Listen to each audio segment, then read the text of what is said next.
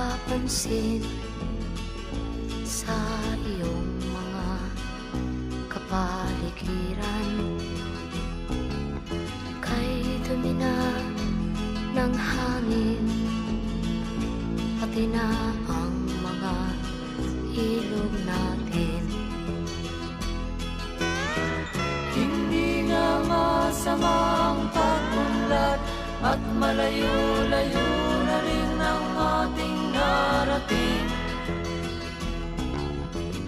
Ngunit masdan mo ang tubig sa dagat, dati kulay asul, ngayon'y naging itim.